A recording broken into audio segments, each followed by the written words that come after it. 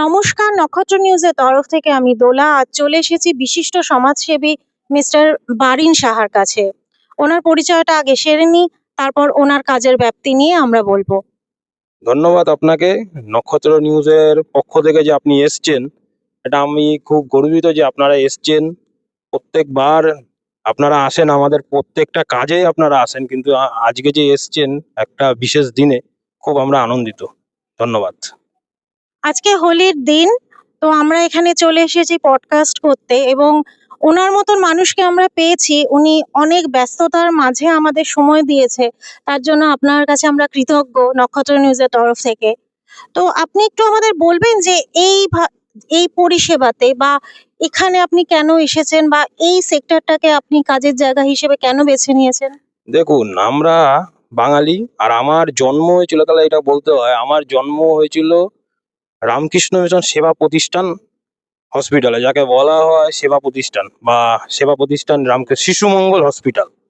তো আমরা জন্মই হচ্ছে স্বামী বিবেকানন্দর ঘরে। তো আমরা যখন জন্মটা স্বামী বিবেকানন্দর ঘরেই হয়েছে, রামকৃষ্ণ মিশনের ধাপধারা আমাদের মধ্যে রামকে যখন রামকৃষ্ণ মিশনের ধাপধারা আমাদের মধ্যে রয়েছে, তো আমরা একটা ব্রত নিয়ে চলি, জীব জ্ঞানে শিব সেবা। ঠিক আছে। বাহ, খুব সুন্দর একটা কথা বললেন উনি।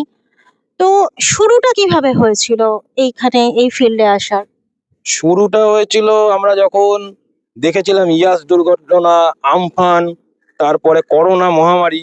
এইখান থেকে আমরা দেখেছিলাম যে সুন্দরবন এলাকায় তখন ইয়াস যখন হয়েছিল, তখন বিস্তীর্ণ এলাকা, খুব খুব অবস্থা খারাপ হয়ে, তখন আমরা বেলঘরিয়া থেকে আমাদের সব দলবল গিয়েছিল, এই দাদা আমাদের সাথে গেছিল। গিয়ে আমরা ওখানে গিয়ে আমরা প্রথম কাজটা করি, যে মানুষের মুখে যে হাসি ফোটাতে পেরেছি, তারপর থেকে এটা আমাদের নেশায় তৈরি হয়েছে। আর একটা কথা আপনাকে বলি, আমরা যাকে আমরা নিজের গুরু মনে করি, সেই গুরু একদিন আমাকে বলেছিল যে, আমি যখন গুরুর পায়ে হাত দিয়ে নমস্কার করেছিলাম, গুরু তখন আমাকে বলেছিল, গুরুর চরণ ধরিস না, গুরুর আচরণ ধর।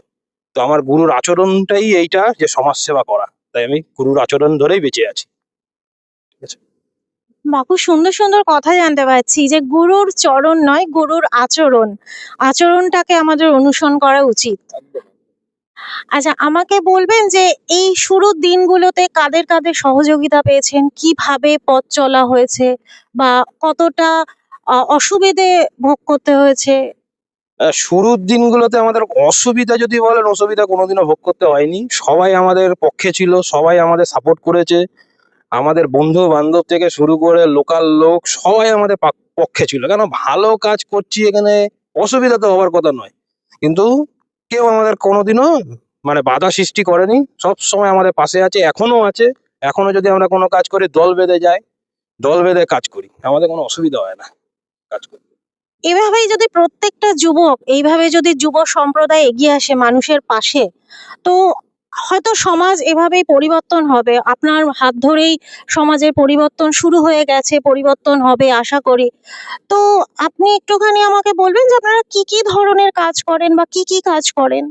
দেখুন, আমরা বস্ত্রদান থেকে শুরু করে রক্তদান, স্বাস্থ্য পরীক্ষা শিবির, চক্ষু পরীক্ষা শিবির, মরণোত্তর দেহদান, যেটা হচ্ছে এখনকার দিনে এটা মানে হয় না, তাও আমরা চেষ্টা করি মানুষকে মরণোত্তর দেহদান করার। কেন, মরে গেলে, যে মানুষটা মরে গেলেই শেষ, মানুষ মরে গেলেই শেষ, তাকে ছাই হয়ে যেতে হয়।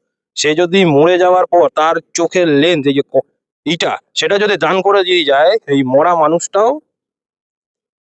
মানুষটাও কিন্তু তার একটা সুস্থ মানুষের চোখ দিয়ে দেখতে পাবে, তাই সে কিন্তু বেঁচে থাকবে। এর জন্য আমরা মরণোত্তর দেহদানটা আমরা করে থাকি। এবং আমাদের বাৎসরিক প্রোগ্রাম হচ্ছে, আমরা প্রত্যেক বছর করি গঙ্গাসাগর মেলা। গঙ্গাসাগর মেলাটাতে আমরা প্রত্যেক বছর তীর্থযাত্রীদের মেডিকেল ক্যাম্প থেকে শুরু করে ফ্রি অফ কস্ট তীর্থযাত্রীদের খাওয়া, এগুলো আমরা করে থাকি। ঠিক আছে। বাহ, খুব সুন্দর বললেন, মরণোত্তর চক্ষুদান। মানে আমার মৃত্যুর পরে আমি বেঁচে থাকবো, আমার চোখ মানুষের মধ্যে থাকবে।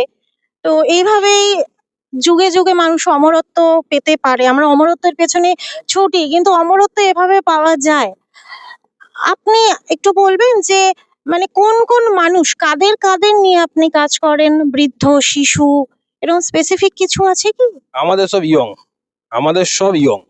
কোনো বৃদ্ধ, কোনো মহিলা, এটা আমরা করি না। কারণ আমরা কেন করি না, যেখানে আমরা ধরুন কাজ করতে যাচ্ছি, তো আমাদের পথে ঘাটে মাঠে যেখানে ইচ্ছা শুতে হতে পারে, বা সেখানে আমরা দেখা গেল কোথাও আটকে গেলাম, একজন যদি আমরা 10টা ছেলের মধ্যে যদি দুটো মেয়ে বা মহিলা নিয়ে যাই, হয়তো তারা অ্যাডজাস্ট করে নিবে, কিন্তু আমরা সেই জিনিসটা করি না। আমরা সবসময় মনে করি বা সবসময় করি কি, যে আমাদের একটা সুন্দর টিম থাকবে, একটা ইয়ং জেনারেশন থাকবে, তাদের নিয়ে আমরা কাজ করি। আপনাকে অনুরোধ করলাম যে একবার আমাদের গঙ্গাসাগর মেলায় আসবেন।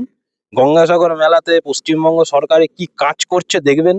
ওখানে কত সুন্দরভাবে যে তীর্থযাত্রীদের পরিষেবা দিচ্ছে সরকারের পক্ষ থেকে এবং আমাদের এনজিওর পক্ষ থেকে, একবার আসুন তবেই বুঝতে পারবেন। আপনার এনজিও সম্পর্কে যদি বলেন একটু। আমাদের এনজিও সম্পর্কে বলতে গেলে অনেক কিছু বলতে হয়। আমাদের এনজিও তৈরি হয়েছিল আজ থেকে 5-7 বছর আগে। তো এনজিওটা আমরা তৈরি করেছিলাম, এই পাশে আমার ভাই বসে আছে, এই এই হয়তো এনজিওর নাম ফাম সব বলবে, কারণ এরই তৈরি করে এনজিও, আমরা শরিক মাত্র। তো এরা এরা এই তৈরি করেছিল, সেই এনজিওটা আমরা এখনো টেনে নিয়ে যাচ্ছি, আমরা করছি। এনজিও, আমি মনে করি এনজিওটা হচ্ছে একটা মধ্যমণি। আর তার পাশে যদি পিলার না থাকে, পিলার যেমন আমরা কয়েকজন আছি, পিলার না থাকলে পরে ওই এনজিওর কোনো ভ্যালু থাকে না। এনজিও তো অনেক রেজিস্ট্রেশন হয়, এনজিও আবার অনেক চলেও যায়। তো পিলারটাই দরকার, আমার মনে হয় কাজ করার মানসিকতাটাই দরকার। কাজ করলে পরে সবকিছু, এনজিও দরকার পড়ে না, এমনি হয়। ভীষণ সুন্দর কথা, কাজ করার মানসিকতাটা দরকার। মানসিকতা থাকলে এমনি কাজ এগোবে, এমনি চলবে। তো আগামী দিনে আপনার কি কি কাজের পরিকল্পনা আছে? আগামী দিনে আমাদের কাজের পরিকল্পনা আছে, আমরা যেমন একটা ব্রত নিয়েছি যে 51টা আমরা ওয়াটার পিউরিফাইড আমরা দান করব। সেটা হচ্ছে সবকটা দান করবে এমন এমন জায়গা যেখানে যেখানে অত্যন্ত ভাবেই দরকার। যেমন আমরা ইতিমধ্যে 9 তারিখে, এই আগামী 9 তারিখে আমরা চলে যাচ্ছি হচ্ছে মুর্শিদাবাদে, জঙ্গিপুর এলাকায়। সেখানে একদম বর্ডার, মানে বাংলাদেশ বর্ডার, বাংলাদেশ সংলগ্ন বর্ডার এলাকা, আন্তর্জাতিক বর্ডারের সামনে ওই চর বিজিতপুর প্রাইমারি স্কুলে আমরা ওয়াটার পিউরিফাইড একটা এখানে আমরা দান করছি। দান করা হয়ে গেছে, কাজ হয়ে গেছে। আমরা 9 তারিখে যাচ্ছি, 9 তারিখে আমাদের এই উদ্বোধন আছে। আমরা অনুরোধ করবো আপনারা যদি যান, গেলে দেখতে পারবেন। ওখানে মানুষ, একটা জিনিস বলে রাখি, চর বিজিতপুরটা এমন একটা এলাকা, আমাদের অত্যন্ত পিছিয়ে পড়া এলাকা। ওইখানকার লোকেরা এখনো পানীয় জল মানে ঠিক মতন পায় বলে আমার মনে হয় না। তার জন্যই আমরা একটা ওয়াটার পিউরিফাইডের ব্যবস্থা করছি। আগামী দিনে আর একটা সুন্দরবনে আমরা করব। সুন্দরবনে একটা জায়গাটার নামটা এই মুহূর্তে আমার মনে নেই, কিন্তু সুন্দরবনে এটা বিশ্ব পরিবেশ দিবসের দিন আমাদের একটা উদ্বোধন আছে। ঠিক আছে? এই কাজে সরকারের সহায়তা কতটা পান? না, সরকারের সহযোগিতা আমরা সেরম ভাবে আমরা নেই না বা পাই না, সেটাও বলা ভুল। তো আমরা সরকারকে কোনোদিনও এই বিষয়ে আমরা মানে আমরা চাইনি, বা আমরা কোনোদিন অ্যাপিল করিনি যে আমাদের এইটা দরকার সেটা দরকার। হয়তো চাইলে পাবো, এই আশা আছে, কিন্তু আমাদের এখনো আমরা চাইনি। মানুষের সহযোগিতা কতটা পান? কতটা ভালোবাসা পান? কতটা বাধা পান কাজ করতে গিয়ে? মানুষের অফুরন্ত সহযোগিতা, মানুষের ভালোবাসা, আর কিছু না। সব মানুষের ভালোবাসা পাই, বাধা কোথাও পাই না, মানুষের ভালোবাসা পাই। বাহ! তো এরকম কখনো হয়েছে যে কোনো ইমোশনাল, কোনো আবেগপ্রবণ মুহূর্ত, যেখানে কাজ করতে গিয়ে চোখে জল এসেছে, আবার মুখে হাসিও এসেছে, এরকম কোনো মুহূর্ত? হ্যাঁ, সুন্দরবনে যখন আমরা কাজ করতে গেছিলাম, ওখানে দেখেছিলাম যে সামান্য এই আমরা আমরা যেটুকু খাওয়াতে পেরেছি, ভাত, ডাল, এগুলি, তো ওই খাবার নিতেই লোকে মারপিট করছে।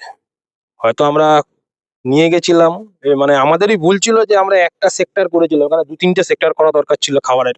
কিন্তু ওইটা নিতেই মারপিট করছে। তখন আমি বুঝলাম যে ওখানে খাবারের, মানে আমাদের এখানে মানে কি, মানে ওই ক্যাটারিং সার্ভিস যেগুলো আছে বা বিয়ে বাড়ি টিয়ে বাড়িতে এত খাবার ওয়েস্টেজ হয়। সেই খাবারগুলো যদি প্রকৃত এনজিও দের দিয়ে ওই বেঁচে যাওয়া খাবারটা যদি কোনো মানুষের মুখে তুলে দেওয়া যায়, এই উদ্যোগটা নিতে হবে। তাহলে পরে আর মানুষ অভুক্ত থাকবে না। এখনো কলকাতাতে অনেক মানুষ অভুক্ত, অনেকভাবেই অভুক্তভাবে দিনরাত কাটায়। আমি একটা আবেদন জানাবো যে ক্যাটারিং এ যখন আপনার মেয়ের বিয়ে, ছেলের বিয়ে, মুখে বা জন্মদিন, এইসব জায়গায় আপনাদের খাবারটা বেঁচে যাচ্ছে, খাবারটা বেঁচে যাওয়া খাবারটা বাড়িতে নিয়ে কিছু লাভ নেই। আপনারা তো মাংস মাংস খান, খাবারটা দুভাগ করুন। এক ভাগ দিবেন হচ্ছে পথ কুকুরকে, আর এক ভাগ দিন হচ্ছে যারা খেতে পায় না সেই সব মানুষদের। দেখবেন আমার মনে হয় সেই ছেলে সেই মেয়ে যার জন্মদিন এ খেয়ে গেল যারা, তাদের থেকে ওই আশীর্বাদটা আমার মনে হয় বেশি পাবে। নিশ্চয়ই, নিশ্চয়ই। একদম অভুক্ত মানুষকে খাওয়ালে তার যে আশীর্বাদ, তার ভেতর থেকে, অন্তর থেকে যে আশীর্বাদটা আসে সেটা অনেক বেশি পুণ্যের।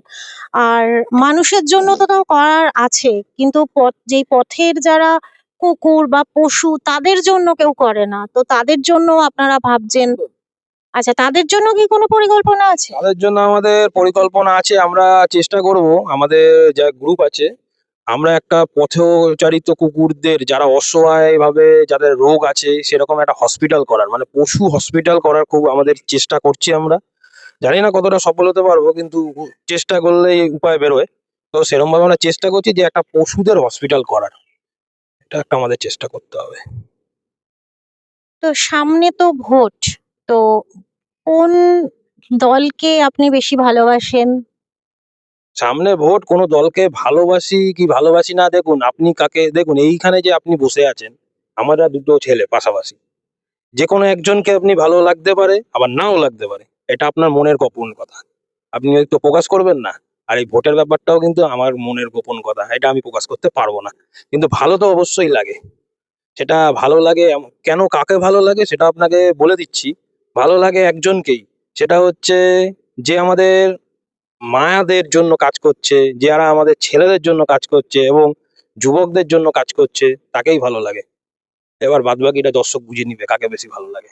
প্রকাশ করা যাবে না। নিশ্চয়ই দর্শক, বুদ্ধিমান দর্শক নিশ্চয়ই বুঝে নেবে। তো এটা একটা এমনই একটা বিষয় যে খুব স্বাভাবিক, এই নিয়ে অনেকেই কথা বলতে চান না। আপনার ব্যক্তিগত জীবন নিয়ে, ব্যক্তিগত জীবনে এরকম কেউ আছে যে মানে আপনার কাজটাকে পূরণ করতে গিয়ে সেই জায়গাটা অপূর্ণ রয়ে গেছে, এরকম কোনো আফসোস রয়ে গেছে, এরকম কিছু আছে? ব্যক্তিগত ব্যাপারে কাজ করতে গিয়ে আফসোস, হ্যাঁ এরকম আছে। যেমন আমরা যখন ছোটবেলাতে কাজ করতাম, আমি যেহেতু বললাম আমার জন্মটা হচ্ছে রামকৃষ্ণ মিশন পরিচালিত সেবা প্রতিষ্ঠানে, ছোটর দিয়ে আমাদের কাজ করার একটা মানসিকতা ছিল, যেহেতু মহারাজদের সাথে আমাদের ওঠা বসা এখনো আছে। এই ছোটর থেকে রামকৃষ্ণ মিশনে মহারাজদের নিয়ে চলছি, এখনো চলছি। তো তখন ছোটবেলাতে যখন আমরা দেখতাম গরিব মানুষ এখানে এখানে পড়ে আছে, তখন বাবা মা আমাদের 5 টাকা 2 টাকা 3 টাকা এরা হাত খরচা দিত, সেটা আমরা দিয়ে দিতাম। সেই আক্ষেপটা আছে যে আমরা হয়তো পুজোর সময় কিছু খেতে পারতাম না, কিন্তু আর একটা মানুষকে আমরা খাওয়াতাম, এই আক্ষেপটা আছে। কোনো কাজ তো একা হয় না। তো আপনার সাথে যারা আছেন সহযোদ্ধা, তাদের মধ্যে একজনকে আমরা পেয়ে গেছি। তো আপনি যদি ওনার সম্পর্কে কিছু বলেন, ওনার পরিচয়টা দেন। এই আমার পাশে যে বসে আছে, আমার হচ্ছে একদম একদম যদি বলে আমি যখন উঠেছি বা আমরা যখন শুরু করেছি সেই সময় সাথে, এর নাম হচ্ছে সনদ বিশ্বাস। আপনি দেখবেন হেলথ অ্যাওয়ারনেস ক্যাম্প মানুষ করে সপ্তাহে 1 দিন 2 দিন বা মাসে 1 বার 2 বার বছরে 2 বার। এই ছেলেটার বিশেষত্ব হচ্ছে এ হেলথ অ্যাওয়ারনেস ক্যাম্প প্রতিদিন করে। এর এইটাই নেশা, এটাই পেশা। ব্যবসা করে কিন্তু তার সাথে এইটাই নেশা, হেলথ অ্যাওয়ারনেস ক্যাম্প করা, মানুষকে হেলদি রাখা, মানুষকে সুস্থ রাখা। এদের একটা কবিরাজি ব্যাপার আছে, ওনার মুখ দিয়ে শুনুন ব্যাপারটা। তো মানুষকে সুস্থ রাখা এর কাজ। নিশ্চয়ই আমরা আপনার থেকে একটু শুনতে চাই আপনার কর্মকাণ্ড সম্পর্কে, আমাদের যদি একটু বলেন। নমস্কার, আমি সনদ বিশ্বাস। তো আজকে আমাকে এই বিশেষ একটা ব্রডকাস্টে কিছু বলার জন্য অনুরোধ করা হয়েছে, তার জন্য আমি খুবই আপ্লুত যে এরকম একটা বিশেষ মুহূর্তে আজকে চন্দ্রগ্রহণের দিন আর ৩রা মার্চ আবার হোলি, সবকিছু একসাথে যেন আমাদের খুব একটা বিশেষত্ব ব্যাপার তৈরি করেছে। তো সেই রকম একটা মুহূর্তে আমি দুটো কথা আপনাদের সাথে যে শেয়ার করতে পারছি, এটা আমার জন্য খুবই গর্বের ব্যাপার। তো আমার যে কর্মের বিষয়ে কিছু জানতে চাইছেন, যে আমার মানে প্রথম থেকেই যে মানুষের সাথে থাকবো, মানুষের পাশে থাকবো এবং মানুষের সাথে থেকে কাজ করব, এইটাই আমার মানে মূল উদ্দেশ্য। এবং সাথে আমি যখন কাজ করতে বেরোলাম, যখন দেখছি আমরা মানে এনজিও নিয়ে কাজ করছি, মানুষকে খাদ্য বস্ত্র দিচ্ছি, খাদ্য দিচ্ছি, মেডিকেল পরিষেবা দিচ্ছি, তারপরেও যেন কোথাও সরি কোথাও যেন একটা কম থেকে যাচ্ছে। যে মানুষকে হেলথ অ্যাওয়ারনেস করতে হবে, কারণ আমরা সবাই সবকিছু জানি, রাস্তায় যখন আমরা কোনো জিনিস যখন আমরা খাচ্ছি, আমরা জানি কোথায় কি প্রবলেম আছে, কোথায় ভালো আছে, কোথায় খারাপ আছে, তারপরেও কিন্তু আমরা খেয়ে যাচ্ছি। কেন খেয়ে যাচ্ছি? কারণ আমাদের সাথে কোনো গাইড নেই। যদি কোনো গাইড আমাদের সাথে থাকতো, তাহলে আমাদেরকে সেই গাইডটা করে দিত যে কখন কি খেতে হবে, কখন কি খেতে হবে না, আর কখন কি খাওয়া দরকার। এই বিষয়গুলো নিয়ে আমি ভাবলাম যে আমি এই বিষয়গুলো নিয়ে কাজ করব। তো তারপরের থেকেই আমার হেলথ অ্যাওয়ারনেস ক্যাম্পিং এর জার্নি শুরু হলো। যে আমাদের আজকে রাস্তাঘাটে বেরোলে দেখি অনেক মানুষ প্রচন্ড মোটা, প্রচন্ড হেলদি, তাদের শারীরিকভাবে কষ্ট পায় এবং তাদেরকে গাইড করার জন্য সবাই ম্যাক্সিমাম জায়গায় তারা মিসগাইড হয়। তো সেই জায়গা থেকে আমি ভাবলাম তাদেরকে আমি যদি গাইড করে তাকে সুস্থ করে ফিট রাখতে পারি, এটাই আমার মূল উদ্দেশ্য। তো থ্যাংক ইউ সো মাচ। তাহলে আজকের এই বিশেষ সাক্ষাৎকার আমরা এখানেই শেষ করছি। বাকি রইলো অনেক কথাই, অনেক কিছু জানার। আগামী দিনে আমরা আরো জানবো মিস্টার বারিন সাহার কর্মকাণ্ড সম্পর্কে। তাহলে আজকে এতটুকুই। জীবন যুদ্ধে যদি বেঁচে থাকি, আর যদি আপনার সাথে আবার দেখা হয়, আবার আপনার এক চ্যানেলে আসবো, বসবো, আর অনেক কথা বলবো। ধন্যবাদ আসার জন্য। ধন্যবাদ, ধন্যবাদ। নিশ্চয়ই আমরা আবার আসবো। ভালো থাকবেন।